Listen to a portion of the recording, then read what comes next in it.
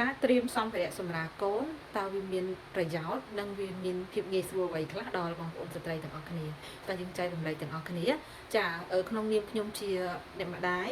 ដែលធ្លាប់ឆ្លងកាត់ការសម្រាលកូន3ដងហើយអញ្ចឹងការត្រៀមសម្ភារៈសម្រាប់កូនពិតជាមានភាពងាយស្រួលខ្លាំងណាស់សម្រាប់យើងចាទី1គឺយើងមិនមានភាពខ្វះខាតនៅពេលដែលយើងសម្រាលកូនទី2គឺពេលដែលយើងសម្រាលកូនរួចបើសិនបើសមាជិកគ្រួសារយើងតិចគឺយើងអត់ចាំបាច់ទៅទិញនេះទៅទិញនោះទេធ្វើឲ្យខាតពេលវេលាក៏ដូចជាអត់មានអ្នកនៅកំដរស្ត្រីចាទី3គឺវាជួយកាត់បន្ថយថវិកាចំណាយនៅពេលដែលយើងសម្រាលកូនរួចបើសិនបើយើងទិញនៅក្រោយសម្រាលវាមានសភាពអស់លុយច្រើនចាទិញចំណាយច្រើនមែនទែនក្រោយពេលសម្រាលកូននឹងសម្រាប់អ្នកដែលមានជីវភាពទូធាគាត់ទិញសម្ភារៈថ្លៃល្អហ្នឹងកាន់តែអស់លុយច្រើនហើយសម្រាប់យើងដែលមានជីវភាពអត់សូវទូធាឬក៏មធ្យមហ្នឹងគឺយើងទិញម្ដងតិចវាជួយកាត់បន្ថយការចំណាយរបស់យើងទាំងស្រុងអញ្ចឹងបើសិនជាម៉ាក់ចូលដល់7ខែម៉ាក់ចាប់ដើមទិញតិចទៅចាដូចជាចានងូតទឹកកូនឬក៏ក្លាំងូតទឹកកូនចាសម្ភារៈមានសាប៊ូមានម្សៅពេញខ្យល់ឬក៏អីផ្សេងហ្នឹងគឺម៉ាក់អាចទិញម្ដងតិចដូចជា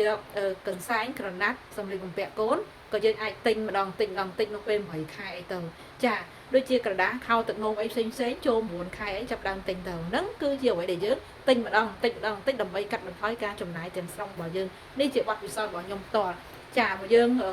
ហាងដៃតលៀងតិចទៅទិញរបស់ហាងថ្លៃតិចទៅគឺអស់លុយច្រើនមែនតើអញ្ចឹងបើយើងទិញម្ដងតិចគឺយើងកាត់បន្ថយការចំណាយហើយសូមជម្រាបបងប្អូនទាំងអស់គ្នាថាការទិញទុកមុនវាមិនមែនជាសញ្ញាមិនល្អទៅលើទារកនោះទេចាអ្វីដែលសំខាន់បំផុតគឺម៉ាក់ថែទាំសុខភាពឲ្យបានល្អតាមដានផ្ទៃពោះញ៉ាំជាតិដែកញ៉ាំវីតាមីនញ៉ាំកាល់ស្យូមឲ្យបានគ្រប់គ្រាន់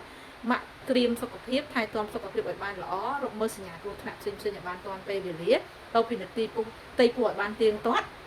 នោះម៉ាក់នឹងទទួលបានសុខភាពល្អនៅពេលដែលម៉ាក់សម្រាលកូននិងថែទាំសុខភាពល្អនៅក្រោយពេលសម្រាលកូនបានដូចគ្នាអញ្ចឹងការទិញសម្ភារៈទុកមុនមិនមែនជាប្រធ្នូមិនល្អនោះទេសូមបងប្អូនទាំងអស់គ្នាឈប់គិតទៅលើចំណុចនេះការទិញទុកមុនគឺជាការត្រៀមក្នុងការសម្រាលកូនត្រៀមក្នុងការទទួលសមាជិកថ្មីរបស់យើងឲ្យមានភាពកក់ក្ដៅកាន់តែខ្លាំងណាអរគុណច្រើនជំរាបលាចា៎